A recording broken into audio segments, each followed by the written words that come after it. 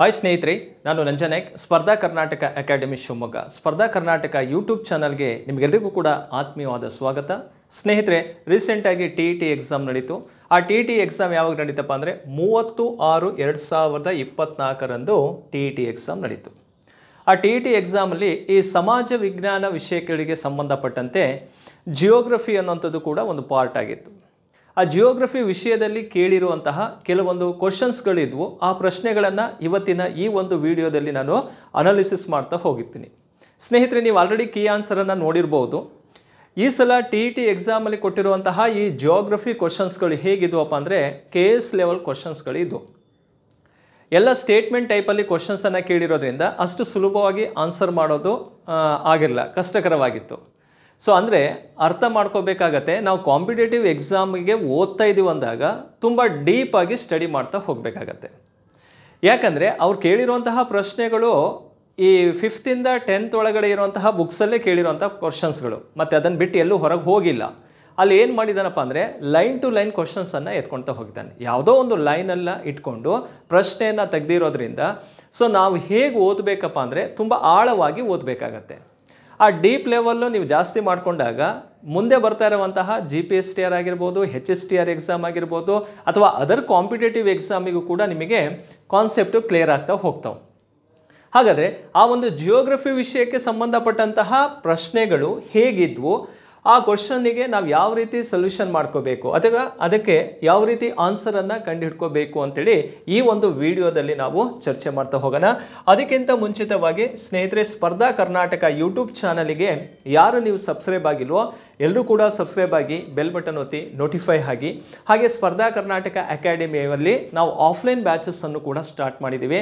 KS, banking, ಹಾಗೆ group C exam ಆಗಿರ್ಬೋದು, ಮತ್ತು PDO ಮತ್ತು ವಿಲೇಜ್ ಅಡ್ಮಿನಿಸ್ಟ್ರೇಟಿವ್ ಆಫೀಸರ್ VA ಎಕ್ಸಾಮಿಗೆ ಸಂಬಂಧಪಟ್ಟಂತೆ ಹೊಸ ಬ್ಯಾಚಸ್ಸನ್ನು ಸ್ಟಾರ್ಟ್ ಮಾಡಿದ್ದೀವಿ. ಸೊ ಯಾರಿಗೆ ಇಂಟ್ರೆಸ್ಟ್ ಇರುತ್ತೋ ನೀವು ಆಫ್ಲೈನಿಗೆ ಬಂದು ಅಡ್ಮಿಷನ್ ತಗೋಬೋದು. ಹಾಗೆ 24/7 ಲೈಬ್ರರಿ ವ್ಯವಸ್ಥೆನೂ ಕೂಡ ನಮ್ಮಲ್ಲಿದೆ. ಸೊ ಬರೀ ಲೈಬ್ರರಿ ಬೇಕಂದ್ರೂ ಅದಕ್ಕೂ ಕೂಡ ನಾವು ವ್ಯವಸ್ಥೆಯನ್ನು ಮಾಡ್ಕೊಳ್ತೀವಿ. ಹಾಗೆ ಸರ್ಕಾರದ ವತಿಯಿಂದ ಈ ಸೋಷಿಯಲ್ ವೆಲ್ಫೇರ್ ಡಿಪಾರ್ಟ್ಮೆಂಟಿಂದ ಈಗ 3rd ರೌಂಡ್ ಲೀಸ್ಟನ್ನು ಕೂಡ ಬಿಟ್ಟಿದ್ದಾರೆ. ಸೊ ಯಾರು ಆ ಒಂದು ಎಕ್ಸಾಮಲ್ಲಿ ಪಾಸ್ ಆಗಿದ್ದೀರೋ ಫ್ರೀ ಕೋಚಿಂಗ್ ಅಂತ ಏನು ಸಿಗುತ್ತಲ್ಲ, ಆ ಫ್ರೀ ಕೋಚಿಂಗಿಗೆ ನಮ್ಮ ಸಂಸ್ಥೆಯೂ ಕೂಡ ಎಲಿಜಿಬಲ್ ಇರುವಂಥದ್ದು. ಸೊ ಯಾರಿಗಾರು ಈ ಲೋಕಲ್ಸ್ ಇರುವಂಥವ್ರು ಅಥವಾ ನಮ್ಮ ಸಂಸ್ಥೆಯ ಬಗ್ಗೆ ನಿಮಗೆ ಒಂದು ಅಭಿಮಾನ ಅಥವಾ ಸಂಸ್ಥೆಯಲ್ಲಿ ಉತ್ತಮವಾದಂತಹ ಒಂದು ತರಬೇತಿಯನ್ನು ನಾವು ಕೊಡ್ತಾ ಬರ್ತಾ ಇದ್ದೀವಿ.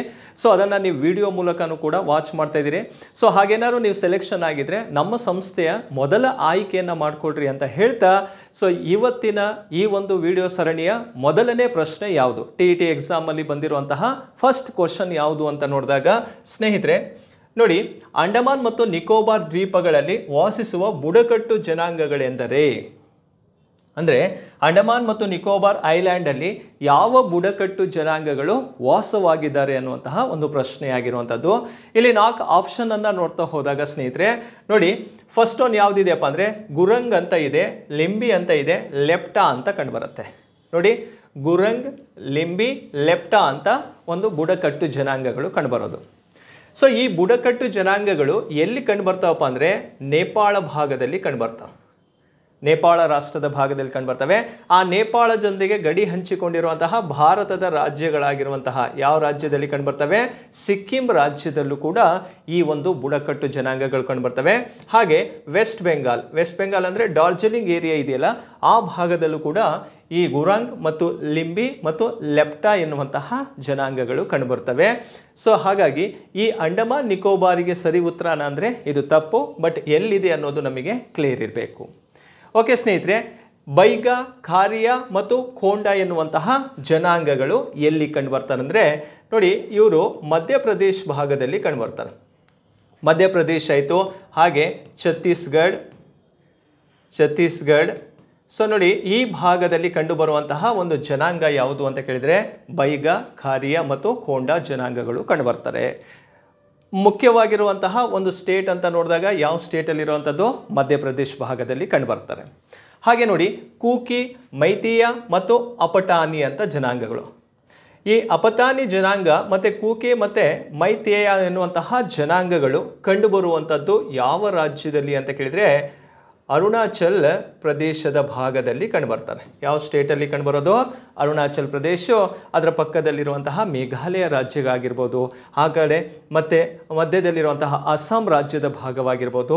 ಆ ಏರಿಯಾದಲ್ಲಿ ಕಂಡುಬರುವಂತಹ ಪ್ರಮುಖ ಜನಾಂಗ ಯಾವುದಪ್ಪ ಅಂದರೆ ಕೂಕಿ, ಮೈತಿಯ ಮತ್ತು ಅಪತಾನಿ ಎನ್ನುವಂತಹ ಜನಾಂಗಗಳು ಕಂಡುಬರ್ತಾರೆ. ಹಾಗಾಗಿ ಇದು ಅಂಡಮಾನ್ ನಿಕೋಬಾರ್ ಭಾಗಕ್ಕೆ ಸಂಬಂಧಿಸಿಲ್ಲ. ಈಗ ನಮಗೆ ನೋಡಿ, ಫಸ್ಟ್ ಒನ್ನು ಕೂಡ ಕ್ಲಿಯರ್ ಆಯಿತು, ಸೆಕೆಂಡ್ ಒನ್ನು ಕೂಡ ಕ್ಲಿಯರ್ ಆಯಿತು, ಥರ್ಡ್ ಒನ್ನು ಕೂಡ ಕ್ಲಿಯರ್ ಆಯಿತು. ಈ ಮೂರು ಕೂಡ ಆನ್ಸರ್ ತಪ್ಪಾಗಿದೆ. ಆದರೆ ನಾವು ಇಲ್ಲಿ ಕಾನ್ಸಂಟ್ರೇಟ್ ಮಾಡಬೇಕಾಗಿರೋದು ಯಾವ್ಯಾವ ಏರಿಯಾದಲ್ಲಿ ಕಂಡು ಬರ್ತಾರೆ ಅನ್ನೋದು ನಮಗೆ ಕ್ಲಿಯರ್ ಆಯಿತು. ಓಕೆ, ಸೊ ನೆಕ್ಸ್ಟು ಅದಕ್ಕೆ ಸರಿಯಾದಂಥ ಉತ್ತರ ಇಲ್ಲೇ ನಮಗೆ ಸಿಗತ್ತೆ. ಯಾವರಪ್ಪ ಅಂದರೆ ಜಾರ್ವಾ ಜನಾಂಗ ಕಂಡು ಬರ್ತಾರೆ, ಮತ್ತು ವಂಗೆ ಎನ್ನುವಂತಹ ಜನಾಂಗ ಕಂಡು ಬರ್ತಾರೆ, ಸೆಂತಿನೇಲಿ ಎನ್ನುವಂತಹ ಜನಾಂಗಗಳು ಕಂಡು ಬರ್ತಾರೆ. ಎಲ್ಲಿ ಕಂಡು ಬರ್ತಾರಪ್ಪ ಅಂದರೆ ಇವು ಅಂಡಮಾನ್ ಮತ್ತು ನಿಕೋಬಾರ್ ದ್ವೀಪದಲ್ಲಿ ಕಂಡುಬರುವಂತಹ ಪ್ರಮುಖ ಜನಾಂಗಗಳಾಗಿರ್ತಾರೆ. ಕ್ಲಿಯರ್ ಸ್ನೇಹಿತರೆ? ಹಾಗಾದರೆ ಮೊದಲನೇ ಪ್ರಶ್ನೆಗೆ ಸರಿಯಾದಂಥ ಉತ್ತರ ಯಾವುದಪ್ಪ ಅಂದರೆ 4ನೇದು ಸರಿಯಾಗಿರುತ್ತೆ. ಅಂಡಮಾನ್ ಮತ್ತು ನಿಕೋಬಾರಲ್ಲಿ ಕಂಡುಬರುವಂತಹ ಜನಾಂಗ ಯಾವುದು? ಜಾರ್ವಾ ಜನಾಂಗ, ವಂಗೆ ಜನಾಂಗ ಮತ್ತು ಸೆಂತಿನೇಲಿ ಎನ್ನುವಂತಹ ಜನಾಂಗಗಳು ಕಂಡುಬರ್ತವೆ. ಕ್ಲಿಯರಾ? ಇದು ಮೊದಲನೇ ಪ್ರಶ್ನೆಗೆ ಸರಿಯಾಗಿರುವಂಥ ಉತ್ತರವಾಗಿರುತ್ತೆ. ಸ್ನೇಹಿತರೆ, ಎರಡನೇ ಪ್ರಶ್ನೆಗೆ ಹೋಗೋಣ. ಆಲ್ ಗಜಲ್ ಮತ್ತು ಸುಬತ್ ಮತ್ತು ಅಟ್ಬಾರಗಳು ಇದರ ಉಪನದಿಗಳಾಗಿದ್ದಾವೆ. ನೋಡಿ, ಆಲ್ ಗಜಲ್ ಆಗಿರ್ಬೋದು, ಸುಬತ್ ಆಗಿರ್ಬೋದು, ಅಟ್ಬಾರ ನದಿಗಳು ಇದರ ಉಪನದಿಗಳಾಗಿದ್ದಾವೆ. ಇಲ್ಲಿ 4 ನದಿಗಳನ್ನು ಕೊಟ್ಟಿದ್ದಾರೆ. ಯಾವ್ಯಾವ ನದಿಗಳು? ಕಾಂಗೋ ನದಿ ಅಂತ ಇದೆ, ನೈಜರ್ ನದಿ ಅಂತ ಇದೆ, ನೈಲ್ ನದಿ, ಜಾಂಬೇಜಿ ನದಿಗಳು ಕಂಡುಬರ್ತವೆ. ಸೊ ಎಲ್ಲ ನದಿಗಳು ಕಂಡುಬರುವಂಥದ್ದು ಯಾವ ಕಾಂಟಿನೆಂಟಲ್ಲಿ ಕಂಡುಬರ್ತಾವೆ ಅಂತ ಕೇಳಿದರೆ ಇವೆಲ್ಲವೂ ಕೂಡ ಆಫ್ರಿಕಾ ಖಂಡದಲ್ಲಿ ಕಂಡುಬರುವಂತಹ ಪ್ರಮುಖ ನದಿಗಳಾಗಿರ್ತವೆ. ಎಲ್ಲಿದ್ದಾವೆ ಇವು? ಆಫ್ರಿಕಾ ಕಾಂಟಿನೆಂಟಲ್ಲಿ ಕಂಡುಬರುತ್ತೆ. ಸೊ ಹಾಗಾದರೆ ಇದು ವರ್ಲ್ಡ್ ಜಿಯೋಗ್ರಫಿ ರಿಲೇಟೆಡ್ ಕ್ವಶನ್ಸ್. ಇದು ಅಂದರೆ ಕಾಂಟಿನೆಂಟ್ಸ್ಗಳು ಇರ್ತಾವೆ. 5th ಕಾಂಟಿನೆಂಟ್ಸ್ಗಳು ಬರೋದು 6th 7th ಈ ಭಾಗದಲ್ಲಿ ಕಾಂಟಿನೆಂಟ್ಸ್ಗಳು ಮುಗಿತಾವೆ. 7 ಖಂಡಗಳೇನಿದಾವಲ್ಲ ಆ 7 ಖಂಡಗಳನ್ನು 6ನೇ ತರಗತಿಯಲ್ಲಿ ಪಾರ್ಟ್ 1 ಪಾರ್ಟ್ 2 ಮತ್ತು 7ನೇ ತರಗತಿಯಲ್ಲಿ ಪಾರ್ಟ್ 1 ಪಾರ್ಟ್ 2 ಫಿನಿಶ್ ಮಾಡಿದೆ. ಸೊ ಇಲ್ಲಿ ಆಫ್ರಿಕಾ ಖಂಡಕ್ಕೆ ಸಂಬಂಧಿಸಿರುವಂತಹ ಒಂದು ನದಿಗಳು ಕಾಂಗೋ, ನೈಜರ್, ನೈಲ್ ನದಿ ಮತ್ತು ಜಾಂಬೇಜಿ ಎನ್ನುವಂತಹ ನದಿಗಳು ಕಂಡುಬರ್ತವೆ. ಸರಿ, ಈ ಒಂದು ನದಿಗಳ ಇಂಪಾರ್ಟೆಂಟ್ ಏನು? ಇದರಲ್ಲಿ ಆಲ್ ಗಜಲ್ ಮತ್ತು ಸುಬತ್ ಎನ್ನುವಂತಹ ನದಿಗಳು ಕಂಡುಬರ್ತಾವಲ್ಲ, ಯಾವ ನದಿಯ ಉಪನದಿಗಳು ಅಂತ ಕೇಳಿದರೆ ನೈಲ್ ನದಿಯ ಪ್ರಮುಖ ಉಪನದಿಗಳಾಗಿರ್ತವೆ. ಸೊ ಆಲ್ ಗಜಲ್ ನದಿ ಇದೆಯಲ್ಲ, ಇದು ಎಡದಂಡೆಯಿಂದ ಬಂದು ಸೇರುವಂತಹ ನದಿ, ಲೆಫ್ಟ್ ಬ್ಯಾಂಕ್ ರಿವರ್ ಸಿಸ್ಟಮ್ ಆಗಿರುತ್ತೆ. ಯಾವ ನದಿಗೆ? ನೈಲ್ ನದಿಗೆ. ಸುಬತ್ ಮತ್ತು ಅಟ್ಬಾರ ನದಿಗಳು ಬಲದಂಡೆಯಿಂದ ಬಂದು ಸೇರುವಂತಹ ನದಿಗಳಾಗಿರ್ತವೆ. ಒಟ್ಟಾರೆಯಾಗಿ ಯಾವ ನದಿ ಉಪನದಿ ಅಂತ ಕೇಳಿದರೆ ನೈಲ್ ನದಿಯ ಪ್ರಮುಖ ಉಪನದಿಗಳಾಗಿರ್ತವೆ. ಹಾಗೆ ಸ್ನೇಹಿತರೆ, ಈ ನೈಲ್ ನದಿಗೆ ಸಂಬಂಧಪಟ್ಟಂತೆ ಇದು ಪ್ರಪಂಚದಲ್ಲಿ ಏನು ಇಂಪಾರ್ಟೆಂಟ್ ಅಂತ ಕೇಳಿದರೆ ಪ್ರಪಂಚದ ಅತಿ ಉದ್ದವಾದ ನದಿ. ಇದು ಪ್ರಪಂಚದಲ್ಲೇ ಅತಿ ಉದ್ದವಾದ ನದಿ ಯಾವುದಪ್ಪ ಅಂದರೆ ನೈಲ್ ನದಿ ಆಗಿರುತ್ತೆ. ಹಾಗಾಗಿ ನೈಲ್ ನದಿ ಅನ್ನೋದು ತುಂಬಾ ಇಂಪಾರ್ಟೆಂಟ್ ಆಗಿರುತ್ತೆ. ಕಾಂಗೋ ನದಿ ಇಂಪಾರ್ಟೆಂಟ್ ಏನಪ್ಪ ಅಂದರೆ ಇದನ್ನು ಜೈರೇ ನದಿ ಅಂತಲೂ ಕೂಡ ಕರೀತಾರೆ. ಜೈರೇ ನದಿ ಅಂತ ಕರೀತಾರೆ. ಹಾಗೆ ಇದು ಸಮಭಾಜಕ ವೃತ್ತವನ್ನು 2 ಬಾರಿ ಹಾದು ಹೋಗುವಂತಹ ನದಿ ಯಾವುದಪ್ಪ ಅಂದರೆ ಅದು ಕಾಂಗೋ ನದಿ ಆಗಿರುತ್ತೆ. 2 ಟೈಮು ಈ ಈಕ್ವಿಟಾರನ್ನು ಕ್ರಾಸ್ ಮಾಡುವಂತಹ ರಿವರ್ ಯಾವುದಪ್ಪ ಅಂದರೆ ರಿವರ್ ಕಾಂಗೋ ಅಂತಾನೆ. ಸೊ ಇದು ಎರಡನೇ ಪ್ರಶ್ನೆಗೆ ಸರಿ ಉತ್ತರ ಯಾವುದು? ನೈಲ್ ನದಿ ಅನ್ನುವಂಥದ್ದು ಸರಿಯಾಗಿರುವಂತಹ ಉತ್ತರವಾಗಿರುತ್ತೆ. ರೈಟ್. ಮೂರನೇದಕ್ಕೆ ಹೋಗೋಣ. ದಕ್ಷಿಣ ಅಮೇರಿಕಾ ಖಂಡಕ್ಕೆ ಸಂಬಂಧಿಸಿದಂತೆ ನೋಡಿ, ಇದು ಕೂಡ ವರ್ಲ್ಡ್ ಜಿಯೋಗ್ರಫಿ ರಿಲೇಟೆಡ್ ಕಾನ್ಸೆಪ್ಟು. ದಕ್ಷಿಣ ಅಮೇರಿಕಾ ಖಂಡಕ್ಕೆ ಸಂಬಂಧಿಸಿದಂತೆ ಓಕೆ ತಪ್ಪಾಗಿರುವ ಹೇಳಿಕೆಯನ್ನು ಗುರುತಿಸಿ. ಇದರಲ್ಲಿ ಒಂದು ರಾಂಗ್ ಇದೆ. ಆ ತಪ್ಪಾಗಿರುವಂತಹ ಹೇಳಿಕೆಯನ್ನು ಗಮನಿಸಿ ಅಂತ ನೋಡಿದಾಗ 4 ಆಪ್ಷನನ್ನು ನಾವು ಸ್ಟಡಿ ಮಾಡ್ತಾ ಹೋಗೋಣ. ಫಸ್ಟ್ ಏನಿದೆ? ಫಸ್ಟ್ ಅವನು ದಕ್ಷಿಣ ಅಮೇರಿಕಾ ಖಂಡದಲ್ಲಿ ಬ್ರೆಜಿಲ್ ಅತಿ ದೊಡ್ಡ ರಾಷ್ಟ್ರವಾಗಿದೆ ಅಥವಾ ದೇಶವಾಗಿದೆ. ಎಸ್, ದಕ್ಷಿಣ ಅಮೇರಿಕಾ ಖಂಡದಲ್ಲಿ ಒಟ್ಟು 13 ರಾಷ್ಟ್ರಗಳು ಕಂಡುಬರ್ತವೆ. ಆ 13 ರಾಷ್ಟ್ರಗಳಲ್ಲಿ ಅತಿ ದೊಡ್ಡ ರಾಷ್ಟ್ರ ಯಾವುದು ಅಂತ ಕೇಳಿದರೆ ಅದು ಬ್ರೆಜಿಲ್ ಅನ್ನುವಂಥದ್ದು. ಹಾಗಾಗಿ ಇದು ಸರಿಯಾಗಿರುವಂತಹ ಆಪ್ಷನ್ ಆಗಿರುತ್ತೆ. ರೈಟ್ ಅಂತ ಕರಿಬಹುದು ಇದು ಆನ್ಸರ್ ಆಗಿ. ರೈಟ್. ಎರಡನೇದಕ್ಕೆ ಹೋಗೋಣ. ಬೊಲಿವಿಯಾ ಮತ್ತು ಪರಗ್ವೆ ದೇಶಗಳನ್ನು ಹೊರತುಪಡಿಸಿ ದಕ್ಷಿಣ ಅಮೇರಿಕಾ ಖಂಡದ ಎಲ್ಲ ದೇಶಗಳು ಕರಾವಳಿ ತೀರವನ್ನು ಹೊಂದಿದೆ. ಅಂದರೆ ದಕ್ಷಿಣ ಅಮೇರಿಕಾ ಖಂಡದಲ್ಲಿರುವಂತಹ 13 ರಾಷ್ಟ್ರಗಳಲ್ಲಿ 2 ರಾಷ್ಟ್ರ ಮಾತ್ರ ಏನಾಗಿದೆಯಪ್ಪ ಅಂದರೆ ಲ್ಯಾಂಡ್ ಲಾಕ್ಡ್ ಕಂಟ್ರೀಸ್ ಅಂತ ಕರಿತೀವಿ, ಅಂದರೆ ಭೂ ಆವೃತ ರಾಷ್ಟ್ರಗಳಾಗಿದ್ದಾವೆ. ಹಾಗಾದರೆ 2 ರಾಷ್ಟ್ರಗಳು ಭೂ ಆವೃತ ರಾಷ್ಟ್ರಗಳಾದರೆ ಇನ್ನು 11 ರಾಷ್ಟ್ರಗಳು ಏನಾಗಿದ್ದಾವಪ್ಪ ಅಂದರೆ ಕರಾವಳಿ ತೀರ ಪ್ರದೇಶವನ್ನು ಹೊಂದಿದೆ ಅಂತ ಅರ್ಥ. ಹಾಗಾದರೆ ಈ ಸ್ಟೇಟ್ಮೆಂಟ್ ಸರಿ ಇದೆಯೋ ತಪ್ಪಿದೆಯಾ ಅಂತ ಕೇಳಿದರೆ ಇದು ಸರಿಯಾಗಿರುವಂತಹ ಉತ್ತರವಾಗಿರುತ್ತೆ. ಅಂದರೆ ಬೊಲಿವಿಯಾ ಮತ್ತು ಪರಗ್ವೆ ರಾಷ್ಟ್ರಗಳು ಅವು ಕೋಸ್ಟಲಲ್ಲಿ ಇಲ್ಲ. ಏನನ್ನು ಹೊಂದಿದಾವೆ ಹಾಗಾದರೆ ಅದು ಲ್ಯಾಂಡ್ ಲಾಕ್ಡ್ ಕಂಟ್ರೀಸ್ ಅಂತಲೇ ಕರಿತೀವಿ ಅದನ್ನು. ಕ್ಲಿಯರ್? ನೆಕ್ಸ್ಟ್ 3ನೇದಕ್ಕೆ ಹೋಗೋಣ. ವಿಶ್ವದ ಅತ್ಯಂತ ಎತ್ತರ ಜಲಪಾತವಾದ ಏಂಜಲ್ ಜಲಪಾತವು ದಕ್ಷಿಣ ಅಮೆರಿಕ ಖಂಡದಲ್ಲಿದೆ. ಎಸ್, ವಿಶ್ವದ ಅತಿ ಎತ್ತರವಾಗಿರುವಂತಹ ಜಲಪಾತ ಯಾವುದು? ಏಂಜಲ್ ಜಲಪಾತ ಅನ್ನುವಂಥದ್ದು ಯಾವ ಒಂದು ಕಾಂಟಿನೆಂಟಲ್ಲಿದೆ? ಉತ್ತರ ಅಮೆರಿಕ ಖಂಡದಲ್ಲಿ ಕಂಡುಬರುತ್ತೆ. ಯಾವ ಅಮೆರಿಕ? ನೋಡಿ, ದಕ್ಷಿಣ ಅಮೆರಿಕ ಖಂಡದಲ್ಲಿ ಕಂಡುಬರುತ್ತೆ. ಸೊ ಇದು ವೆನಿಜುವೆಲಾ ಭಾಗದಲ್ಲಿ ಕಂಡುಬರುವಂತಹ ಒಂದು ವಾಟರ್ ಫಾಲ್ಸ್ ಆಗಿರುತ್ತೆ. ಕ್ಲಿಯರ್? ಸರಿ, ಈ ಏಂಜಲ್ ಜಲಪಾತ ಇರುವಂಥದ್ದು ವಿಶ್ವದ ಅತಿ ಎತ್ತರವಾಗಿರುತ್ತೆ, ಕಂಡುಬರೋದು ದಕ್ಷಿಣ ಅಮೆರಿಕ ಖಂಡದಲ್ಲಿ ಕಂಡುಬರುತ್ತೆ. ಹಾಗಾಗಿ ಇದು ಕೂಡ ಸರಿಯಾಗಿರುವಂತಹ ಆಪ್ಷನ್ ಆಗಿರುತ್ತೆ. 4ನೇದು ನೋಡೋಣ. ಭೂಮಿಯ ಮೇಲಿನ ಅತಿ ಶುಷ್ಕವಾದ, ಈ ಪದ ಇಂಪಾರ್ಟೆಂಟ್, ಪ್ರದೇಶವಾಗಿರುವ ಅಟಕಾಮ ಮರುಭೂಮಿಯು ದಕ್ಷಿಣ ಅಮೆರಿಕ ಖಂಡದ ಬ್ರೆಜಿಲ್ ರಾಷ್ಟ್ರದಲ್ಲಿದೆ ಅಂತ ಕೇಳಿದನು. ನೋಡ್ರಿ, ಭೂಮಿಯ ಮೇಲಿನ ಅತಿ ಶುಷ್ಕವಾದ ಪ್ರದೇಶವಾಗಿರೋ ಅಟಕಾಮ ಮರುಭೂಮಿ ದಕ್ಷಿಣ ಅಮೆರಿಕ ಖಂಡದಲ್ಲಿದೆ, ಅದು ಸರಿ. ಆದರೆ ಯಾವ ರಾಷ್ಟ್ರದಲ್ಲಿಲ್ಲ? ಅದು ಬ್ರೆಜಿಲ್ ರಾಷ್ಟ್ರದಲ್ಲಿಲ್ಲ. ಹಾಗಾದರೆ ಎಲ್ಲಿದೆ ಅಂತ ಕೇಳಿದರೆ ಅದು ಚಿಲಿ ರಾಷ್ಟ್ರದ ಭಾಗದಲ್ಲಿ ಅತಿ ವಿಸ್ತಾರವಾಗಿ ಹರಡಿಕೊಂಡಿದೆ. ಎಲ್ಲಿದೆ ಅದು? ಚಿಲಿ ರಾಷ್ಟ್ರದ ಭಾಗದಲ್ಲಿ ಅದರ ಮ್ಯಾಕ್ಸಿಮಮ್ ಏರಿಯಾವನ್ನು ನೋಡ್ಬೋದು. ಸ್ವಲ್ಪ ಭಾಗ ಅರ್ಜೆಂಟೀನಾದಲ್ಲಿದೆ, ಬೊಲಿವಿಯಾ ರಾಷ್ಟ್ರದಲ್ಲೂ ಕೂಡ ಈ ಒಂದು ಡೆಸರ್ಟ್ ಇರೋದನ್ನು ನೋಡ್ಬೋದು. ಇದು ಪ್ರಪಂಚದಲ್ಲೇ ಅತಿ ಶುಷ್ಕವಾದಂತಹ ಮರುಭೂಮಿ. 400 ವರ್ಷಗಳಿಂದನೂ ಮಳೆ ಪಡೆಯದೇ ಇರುವಂತಹ ಡೆಸರ್ಟ್ ಅಂತಲೂ ಕೂಡ ಕರಿತೀವಿ. ಹಾಗಾದರೆ ಬ್ರೆಜಿಲ್ ಬದಲು ಚಿಲಿ ಅಂತ ಇದ್ದರೆ 4ಕ್ಕೆ 4 ಸರಿಯಾಗ್ತಿತ್ತು. ಈಗ ಬ್ರೆಜಿಲ್ ಕೊಟ್ಟಿರೋದ್ರಿಂದ ಯಾವುದು ತಪ್ಪಾಗಿರುವಂಥ ಹೇಳಿಕೆ ಆಗಿದೆ? ಹಾಗಾದರೆ 4ನೇದು ತಪ್ಪಾಗಿರೋದು, ಆದರೆ ಇದು ಆನ್ಸರ್ ಆಗಿರುತ್ತೆ. ಕ್ಲಿಯರ್? 4th ಒಂದು ಇದಕ್ಕೆ ಆನ್ಸರು. ಇದು ಕೂಡ ಸ್ಟೇಟ್ಮೆಂಟ್ ಸರಿ ಇದೆ, ಇದು ಕೂಡ ಸರಿ ಇದೆ, ಇದು ಕೂಡ. ದಕ್ಷಿಣ ಅಮೆರಿಕ ಖಂಡಕ್ಕೆ ಸಂಬಂಧಿಸಿದಂತೆ ತಪ್ಪಾಗಿರುವ ಹೇಳಿಕೆಯನ್ನು ಗುರುತಿಸಿ ಅಂದರೆ ಯಾವುದು ತಪ್ಪಾಗಿರುವಂಥದ್ದು? 4ನೇದು ತಪ್ಪಾಗಿರುವಂತಹ ಒಂದು ಹೇಳಿಕೆ ಆಗಿರುತ್ತೆ.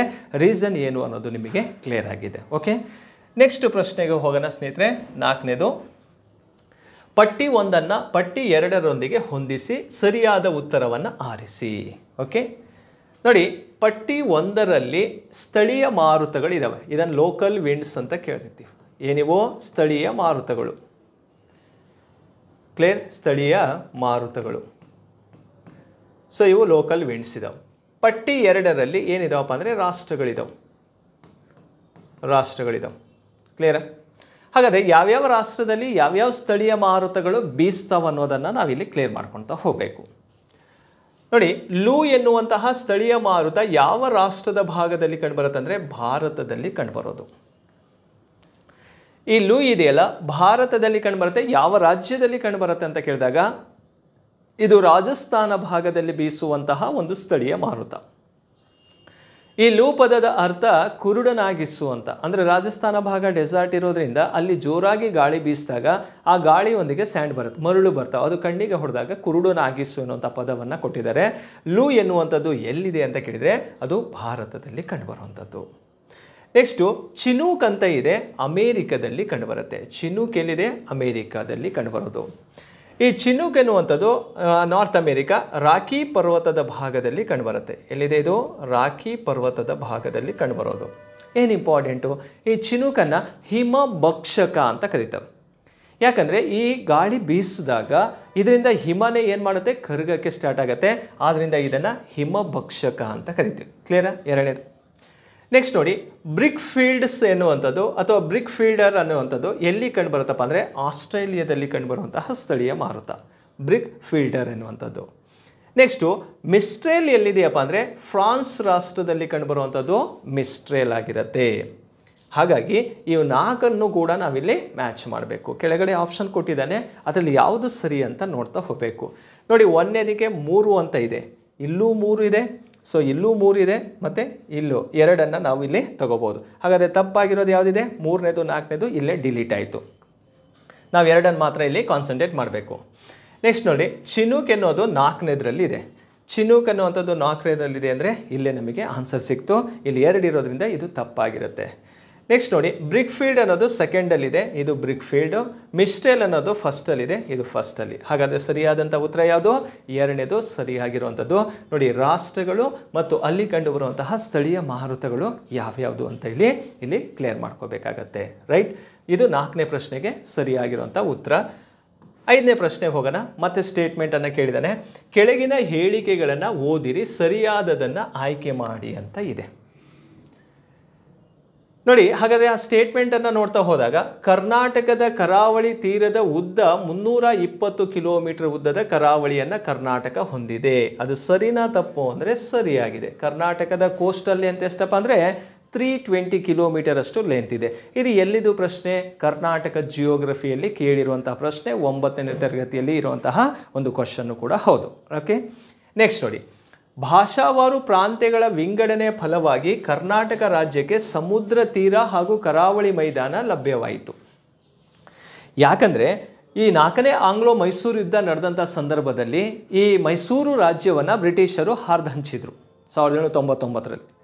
ಆಗ ಏನಾಯ್ತಪ್ಪ ಅಂದರೆ ಮೈಸೂರನ್ನು 5 ಪ್ರಾಂತ್ಯಗಳನ್ನಾಗಿ ವಿಭಾಗ ಮಾಡ್ತಾರೆ. ಒಂದು ಮದ್ರಾಸ್ ಪ್ರಾಂತ್ಯ, ಇನ್ನೊಂದು ಮುಂಬೈ ಪ್ರಾಂತ್ಯ ಅಂತೇಳಿ, ಇನ್ನೊಂದು ಹೈದರಾಬಾದ್ ಪ್ರಾಂತ್ಯ ಅಂತೇಳಿ, ಮತ್ತೊಂದು ಯಾವುದು ಮೈಸೂರಿನ ಒಡೆಗರಿಗೆ ಕೊಡ್ತಾರೆ. ಈ ರೀತಿ ಇಡೀ ಮೈಸೂರನ್ನು ಮತ್ತು ಕೊಡಗನ್ನು ಸಪ್ರೇಟ್ ಮಾಡ್ತಾರೆ, 5 ಭಾಗಗಳನ್ನಾಗಿ ವಿಭಾಗ ಮಾಡ್ತಾರೆ.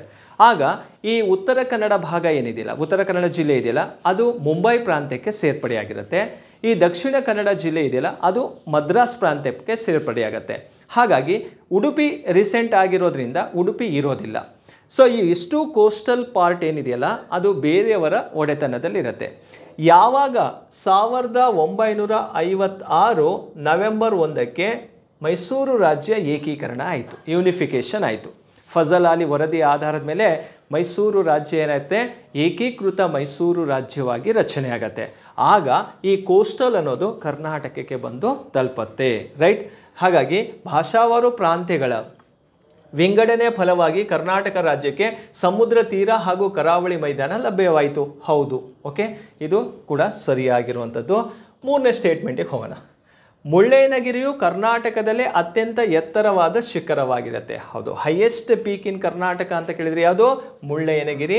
ಇದರ ಎತ್ತರ ಎಷ್ಟಪ್ಪ ಅಂದರೆ 1913 ಮೀಟರ್ ಅಷ್ಟು ಎತ್ತರವನ್ನು ಹೊಂದಿದೆ. ಯಾವ ಜಿಲ್ಲೆಯಲ್ಲಿದೆ ಅಂದರೆ ಇದು ಚಿಕ್ಕಮಗಳೂರು ಜಿಲ್ಲೆಯಲ್ಲಿ ಕಂಡುಬರುತ್ತೆ. ಕ್ಲಿಯರಾ? ಸೊ ಹಾಗಾಗಿ 3ನೇದು ಸ್ಟೇಟ್ಮೆಂಟು ಕೂಡ ಸರಿಯಾಗಿದೆ.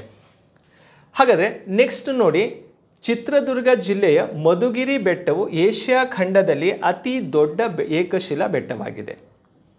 ಸ್ವಲ್ಪ ಅರ್ಥ ಮಾಡಿಕೊಂಡ್ರೆ ಸಾಕಿಲ್ಲ.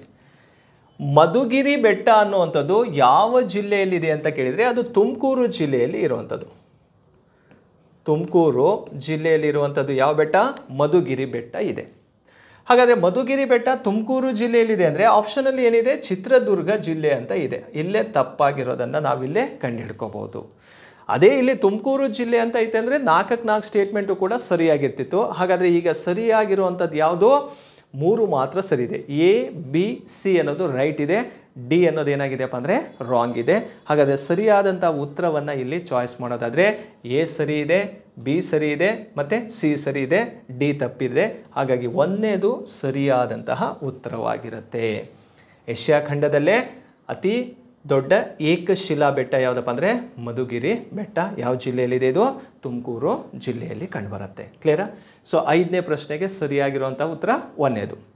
6ನೇ ಪ್ರಶ್ನೆಗೆ ಹೋಗೋಣ.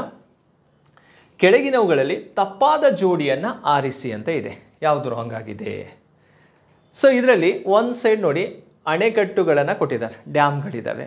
ಕರ್ನಾಟಕದಲ್ಲಿರುವಂತಹ ಪ್ರಮುಖ ಜಲಾಶಯಗಳು ಯಾವ್ಯಾವುದು? ಇದು ಕೂಡ Karnataka geography related question. Next ಈ ಕಡೆ ಡಿಸ್ಟಿಕನ್ನು ಕಾನ್ಸಂಟ್ರೇಟ್ ಮಾಡಿದ್ದಾನೆ. ತುಂಗಭದ್ರಾ ಅಣೆಕಟ್ಟು.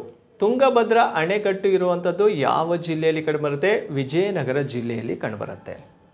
ನೋಡಿ, ವಿಜಯನಗರ ಜಿಲ್ಲೆಯಲ್ಲಿ ಫಸ್ಟ್ ಯಾವ ಜಿಲ್ಲೆಯಲ್ಲಿತ್ತು? ಬಳ್ಳಾರಿ ಜಿಲ್ಲೆ ಹೊಸಪೇಟೆ ಭಾಗದಲ್ಲಿ ಕಂಡುಬರ್ತಾ ಇತ್ತು. ಈಗ ಬಳ್ಳಾರಿ ಜಿಲ್ಲೆಯಿಂದ ಪ್ರತ್ಯೇಕಗೊಂಡು ವಿಜಯನಗರ ಜಿಲ್ಲೆ ಹೊಸ ಜಿಲ್ಲೆಯಾಗಿ ರಚನೆಯಾಗಿರುವಂಥದ್ದು. ಅಂದಿನಿಂದ ತುಂಗಭದ್ರಾ ಜಲಾಶಯ ಅನ್ನುವಂಥದ್ದು ಎಲ್ಲಿ ಕಂಡುಬರುತ್ತೆ? ವಿಜಯನಗರ ಜಿಲ್ಲೆಯಲ್ಲಿ ಕಂಡುಬರುತ್ತೆ. ಯಾವ ನದಿ ಅಂತ ಕೇಳಿದರೆ TB ನದಿಗೆ ಕಟ್ಟಿರುವಂತಹ ಒಂದು ಜಲಾಶಯ. ಯಾವುದು? ತುಂಗಭದ್ರಾ ಜಲಾಶಯ. ಈ ತುಂಗಭದ್ರಾ ಜಲಾಶಯವನ್ನು ಪಂಪ ಸಾಗರ ಅಂತಲೂ ಕೂಡ ಕರೀತಾರೆ. ಪಂಪ ಸಾಗರ ಅಂತಲೂ ಕೂಡ ಕರೀತಾರೆ. ಸೊ ಇದು ಹೊಸಪೇಟೆ ಬಳಿ ಇರುವಂತಹ ಮಲ್ಲಾಪುರದಲ್ಲಿ ಈ ಒಂದು ಜಲಾಶಯ ಕಂಡುಬರುತ್ತೆ. ಈ ತುಂಗಭದ್ರಾ ಜಲಾಶಯ ಏನಿದೆಯಲ್ಲ, ಇದು ಕರ್ನಾಟಕದ ಅತಿ ದೊಡ್ಡ ವಿವಿಧೋದ್ದೇಶ ನದಿ ಕಣಿವೆ ಯೋಜನೆ. Largest multi river valley project in Karnataka ಅಂತ ಕೇಳಿದರೆ ಅದು ತುಂಗಭದ್ರಾ ಜಲಾಶಯ. ಕ್ಲಿಯರಾ? Second largest multi river valley project ಅಂತ ಕೇಳಿದರೆ ಆಲಮಟ್ಟಿ ಜಲಾಶಯ ಇದೆಯಲ್ಲ, ಅದು ಎರಡನೇ ಅತಿ ದೊಡ್ಡ ವಿವಿಧೋದ್ದೇಶ ನದಿ ಕಣಿವೆ ಯೋಜನೆ ಆರ್ ಅಪ್ಪರ್ ಕೃಷ್ಣ ಪ್ರಾಜೆಕ್ಟ್ ಅಂತಲೂ ಕೂಡ ಕರಿಬೋದು ಅದಕ್ಕೆ. ರೈಟ್? ಸೊ ನೋಡಿ, ಇದು ತುಂಗಭದ್ರಾ ಜಲಾಶಯದ ಬಗ್ಗೆ ಗೊತ್ತಿಲ್ಲಿ. ಒಂದೇದು ಸರಿಯಾಗಿದೆ. ಹಾರಂಗಿ ಅಣೆಕಟ್ಟು ಅಂತ ಇದೆ. ಹಾರಂಗಿ ಜಲಾಶಯ ಕಂಡುಬರೋದು ಯಾವ ಜಿಲ್ಲೆಯಲ್ಲಿ ಅಂದರೆ ಕೊಡಗು ಜಿಲ್ಲೆ. ಹಾಗೆ ಇದು ಕೂಡ ಸರಿಯಾಗಿರುವಂಥದ್ದು. ನದಿ ಯಾವುದು? ಹಾರಂಗಿ ನದಿಗೆ ಕಟ್ಟಿರುವಂತಹ ಒಂದು ಜಲಾಶಯವಾಗಿರುತ್ತೆ. ಹಾರಂಗಿ ಜಲಾಶಯ ಕುಶಾಲನಗರದ ಬಳಿ ಕಂಡುಬರುತ್ತೆ, ಕೊಡಗು ಜಿಲ್ಲೆ. ಕೃಷ್ಣರಾಜಸಾಗರ ಅಣೆಕಟ್ಟು KRS ಡ್ಯಾಮ್ ಅಂತ. ಓಕೆ, ಯಾವ ಜಲಾಶಯ ಇದು?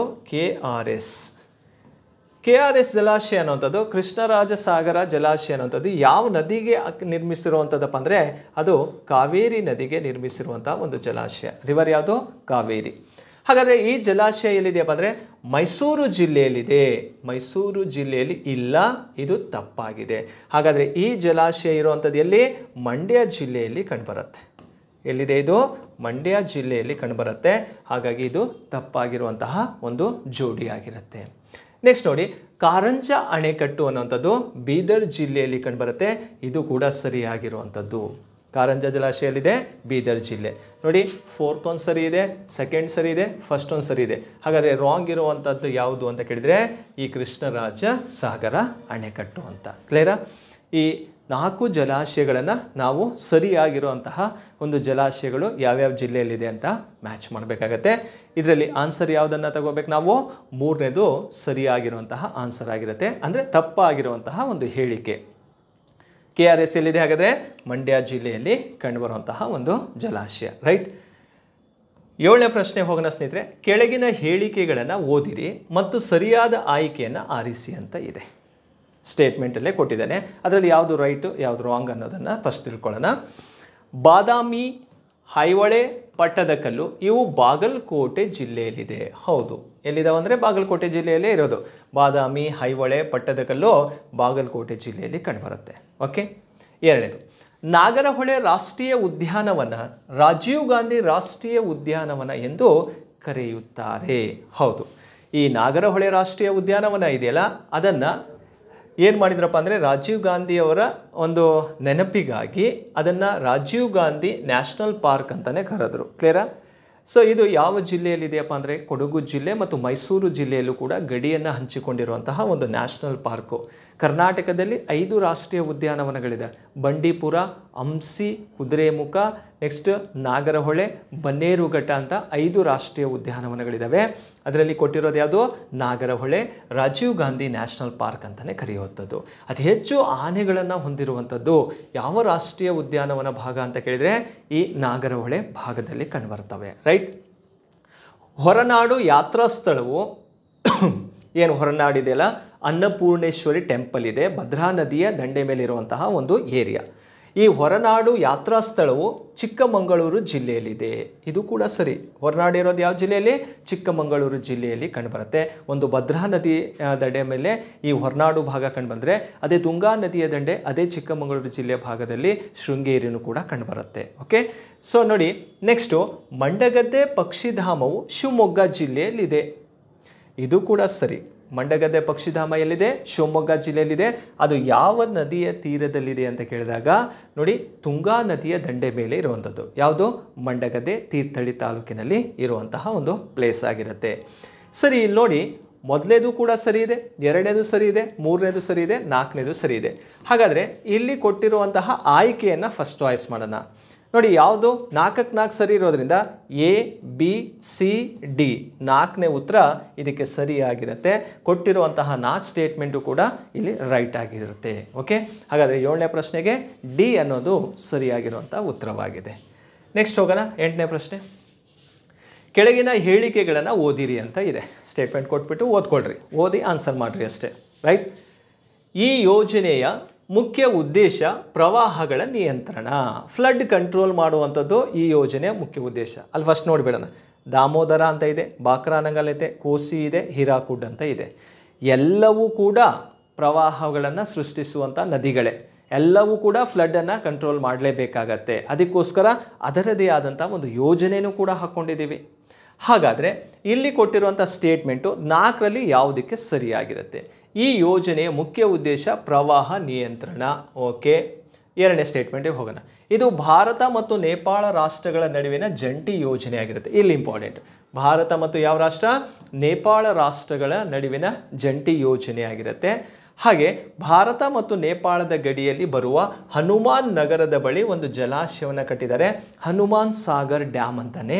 ಸೊ ಇದು ಕೂಡ ಸರಿಯಾಗಿರುವಂಥದ್ದು. ಹಾಗಾದರೆ ಈ 3 ಸ್ಟೇಟ್ಮೆಂಟನ್ನು ನೋಡಿದಾಗ ಇಲ್ಲಿ ಯಾವ ನದಿಗೆ ಸಂಬಂಧಿಸಿದೆ ನೋಡಿ? ಕೋಸಿ ನದಿ ಯೋಜನೆಗೆ ಸಂಬಂಧಿಸಿರುವಂಥದ್ದು ಮೇಲಿನ 3 ಸ್ಟೇಟ್ಮೆಂಟ್ಗಳು. ಕೋಸಿ ನದಿ ಹಿಮಾಲಯ ಪರ್ವತ ಭಾಗ, ಮೌಂಟ್ ಎವರೆಸ್ಟ್ ಶಿಖರ ಭಾಗದಲ್ಲಿ ಅದರ ಪಾದಗಳಲ್ಲಿ ಉಗಮವಾಗಿ ಹರ್ಕೊಂಬರುವಂಥ ನದಿ ಕೋಸಿ ನದಿ. ಸೊ ಈ ಕೋಸಿ ನದಿ ಇಂಪಾರ್ಟೆಂಟ್ ಏನಪ್ಪ ಅಂದರೆ ಬಿಹಾರ ರಾಜ್ಯದಲ್ಲಿ ಬರುತ್ತೆ. ನೇಪಾಳದಿಂದ ಬಿಹಾರಕ್ಕೆ ಬರುತ್ತೆ. ಆ ಬಿಹಾರದಲ್ಲಿ ಪ್ರವಾಹವನ್ನು ಸೃಷ್ಟಿ ಮಾಡುತ್ತೆ.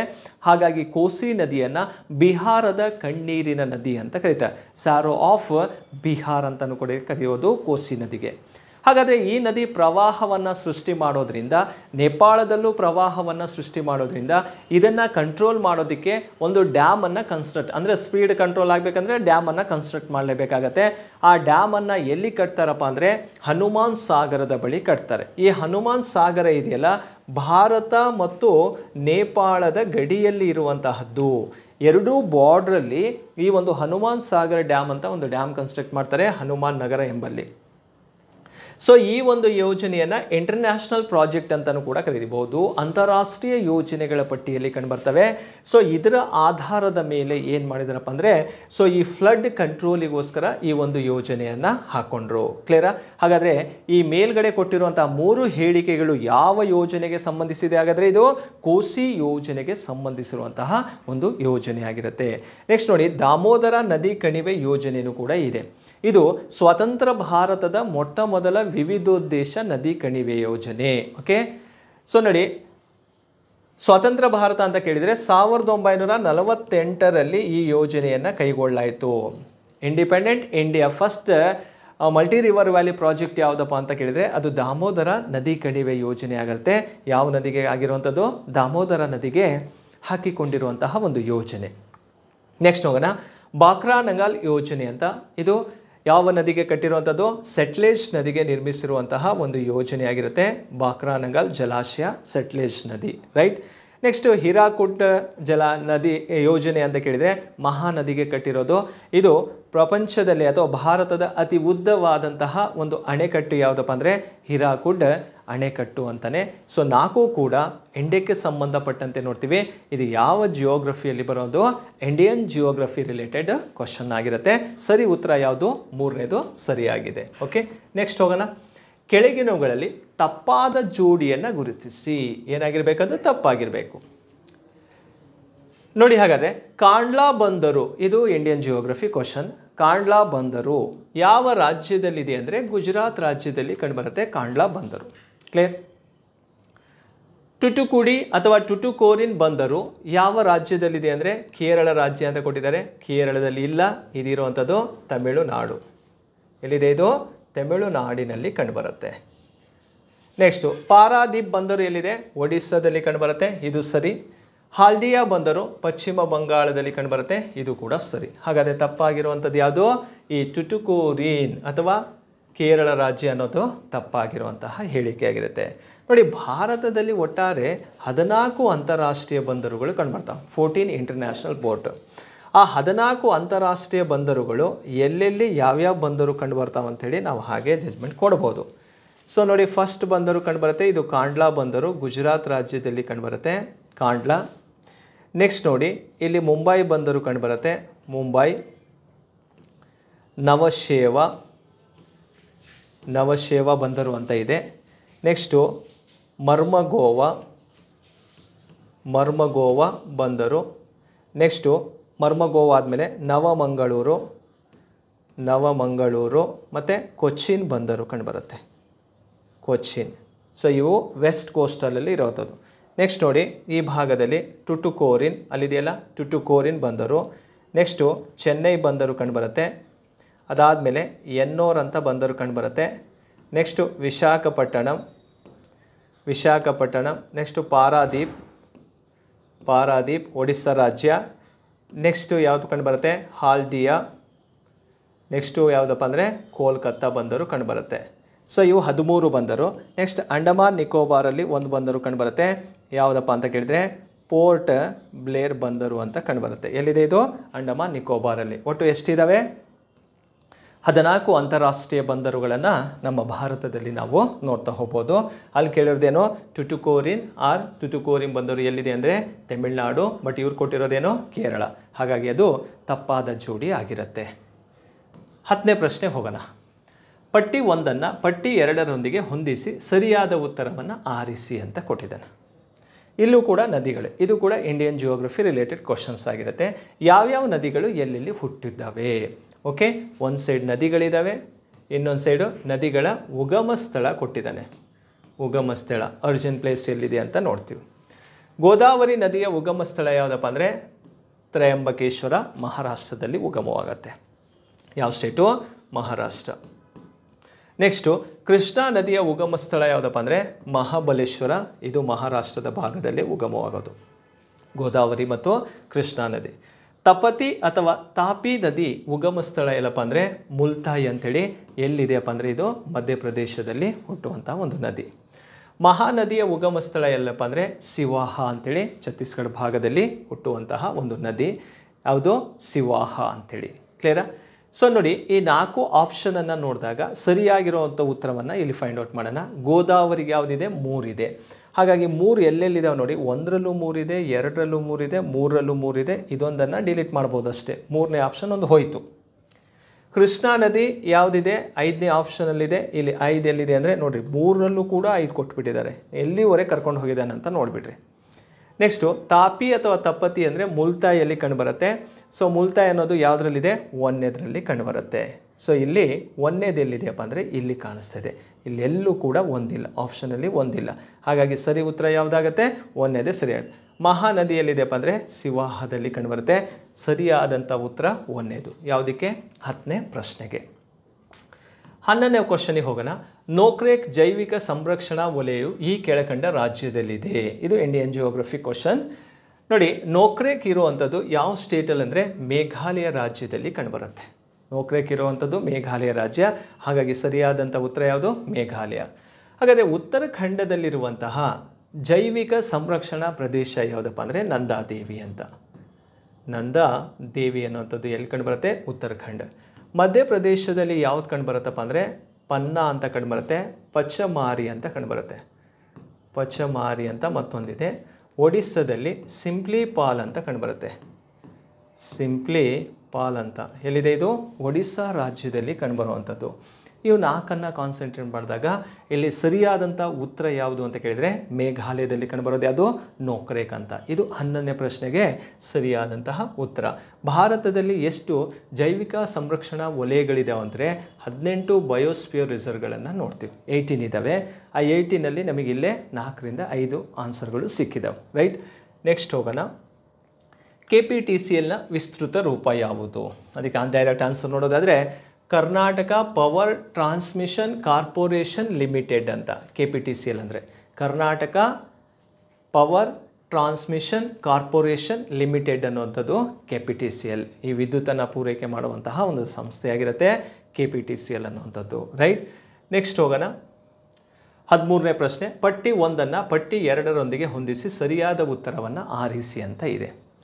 ಸೊ ಇಲ್ಲಿ ಪಟ್ಟಿ 1ರಲ್ಲಿ ಕೆಲವೊಂದು ರೆವಲ್ಯೂಷನ್ಗಳನ್ನು ಕೊಟ್ಟಿದ್ದಾರೆ. ಕ್ರಾಂತಿಗಳು ಅಂತ ಕರಿತೀವಿ. ಕೃಷಿ ಕ್ರಾಂತಿ, ಅಗ್ರಿಕಲ್ಚರ್ ರೆವಲ್ಯೂಷನ್ ಯಾವುದಕ್ಕೆ ಸಂಬಂಧಪಟ್ಟಿದೆ, ರಿಲೇಟೆಡ್ ಅಂತ ನೋಡ್ತೀವಿ. ನೋಡಿ, ನೀಲಿ ಕ್ರಾಂತಿ ಯಾವುದಕ್ಕೆ ಸಂಬಂಧಪಟ್ಟಿದೆಯಪ್ಪ ಅಂದರೆ ಮೀನಿನ ಉತ್ಪನ್ನ, ಫಿಶರಿ ರಿಲೇಟೆಡ್ ಆಗಿರುವಂಥದ್ದು, ಅಥವಾ ಮೀನಿನ ಉತ್ಪಾದನೆಯನ್ನು ಹೆಚ್ಚಿಗೆ ಮಾಡುವಂಥದ್ದು, ಸಮುದ್ರ ಜೀವಿಗಳ ಉತ್ಪಾದನೆಯನ್ನು ಹೆಚ್ಚಿಗೆ ಮಾಡುವಂಥದ್ದನ್ನು ಬ್ಲೂ ರೆವಲ್ಯೂಷನ್ ಅಂತ ಕರಿತೀವಿ. 2ನೇ ನೋಡಿ, ಹಳದಿ ಕ್ರಾಂತಿ ಅಂತ ಬರುತ್ತೆ. ಆಯಿಲ್ ಸೀಡ್ಸ್ ಪ್ರೊಡಕ್ಷನ್ ಅಂದರೆ ಎಣ್ಣೆ ಕಾಳುಗಳ ಉತ್ಪಾದನೆಗೆ ಸಂಬಂಧಿಸಿರುವಂಥದ್ದು. ಬೆಳ್ಳಿ ಕ್ರಾಂತಿ ಅಂತ ಇದೆ, ಮೊಟ್ಟೆ ಉತ್ಪಾದನೆಗೆ ಸಂಬಂಧಿಸಿದ್ದು, ಸಿಲ್ವರ್ ರೆವಲ್ಯೂಷನ್ ಅಂತ. ಓಕೆ, ಬಿಳಿಯ ಕ್ರಾಂತಿ ಅಂದರೆ ಹಾಲಿನ ಉತ್ಪಾದನೆಯನ್ನು ಹೆಚ್ಚಿಗೆ ಮಾಡುವಂಥದ್ದನ್ನು ವೈಟ್ ರೆವಲ್ಯೂಷನ್ ಅಂತಲೇ ಕರಿತೀವಿ. ಹಾಗಾದರೆ ಸರಿಯಾದಂಥ ಉತ್ತರ ನೋಡಿ, ಹೇಗೆ ಯಾವ ಸರಿಯಾಗಿದೆ, ಮೂರನೇದು ಸರಿಯಾಗಿದೆ. ಹೇಗೆ 3 ಅಂದರೆ ಇಲ್ಲೂ ಇದೆ, ಇಲ್ಲೂ ಇದೆ, ಇಲ್ಲೂ ಇದೆ, ಮೂರನೇದು. ಹಾಗಾದರೆ ಬಿಗೆ 1ನೇದು ಸರಿ ಇದೆ ನೋಡಿ. 1ನೇದು ಎಲ್ಲಿದೆಪ್ಪ ಅಂದರೆ ಇಲ್ಲೂ ಆನ್ಸರ್ ಇದೆ, ಇಲ್ಲೂ ಇದೆ, ಇಲ್ಲೂ ಇದೆ. ಇದೊಂದು ತಪ್ಪಂತ ಕ್ಲಿಯರ್ ಆಗಿದೆ ನಿಮಗೆ. ಮೂರನೇದು ನೋಡಿ, ಬೆಳ್ಳಿ ಕ್ರಾಂತಿ ಅಂತ ಇದೆ, ಸೆಕೆಂಡ್ ಒನ್ನಲ್ಲಿ ಕಂಡುಬರುತ್ತೆ. ಹಾಗಾದರೆ ಸೆಕೆಂಡ್ ಒನ್ ಎಲ್ಲಿದೆ, ಈ ಭಾಗದಲ್ಲಿ ಮಾತ್ರ. ಯಾವ ಆಪ್ಷನಲ್ಲಿ, 4ತಲ್ಲಿದೆ. ನೆಕ್ಸ್ಟು ಡಿ ಇರೋದು ಯಾವುದು, ವಿ ಯಲ್ಲಿ ಕಂಡುಬರುತ್ತೆ, 5ನೇ ಆಪ್ಷನ್. ಸರಿಯಾದಂಥ ಉತ್ತರ ಯಾವುದು, 4ನೇದು ಇದಕ್ಕೆ ಸರಿಯಾದಂಥ ಉತ್ತರವಾಗಿರುತ್ತೆ. ಎಷ್ಟನೇ ಪ್ರಶ್ನೆಗೆ, 13ನೇ ಕ್ವಶನಿಗೆ ಇದನ್ನು ನಾವಿಲ್ಲಿ ನೋಡ್ಬೋದು. ರೈಟ್ ಸ್ನೇಹಿತರೆ, ಇಷ್ಟೂ ಕೂಡ ನಾವು ಈ ಟಿ ಟಿ ಎಕ್ಸಾಮಲ್ಲಿ ಕೇಳಿರುವಂತಹ ಜಿಯೋಗ್ರಫಿ ರಿಲೇಟೆಡ್ಡು ಏನು 13 ಪ್ರಶ್ನೆಗಳಿದಾವಲ್ಲ, ಅದಕ್ಕೆ ಹೇಗೆ ಸರಿಯಾದಂಥ ಉತ್ತರ ಬಂತು ಅನ್ನೋದ್ರ ಬಗ್ಗೆ ನಾವು ಚರ್ಚೆ ಮಾಡಿದ್ವಿ. ಸ್ನೇಹಿತರೆ, ಈ ವಿಡಿಯೋ ಇಷ್ಟವಾದರೆ ಲೈಕ್ ಮಾಡಿ, ಕಾಮೆಂಟ್ ಮಾಡಿ, ನಿಮ್ಮ ಫ್ರೆಂಡ್ಸಿಗೂ ಕೂಡ ಶೇರ್ ಮಾಡಿರಿ. ಹಾಗೆ ಮುಂದಿನ ವೀಡಿಯೋಸ್ ಮೂಲಕ ಮತ್ತೆ ಬರ್ತೀನಿ. Thank you.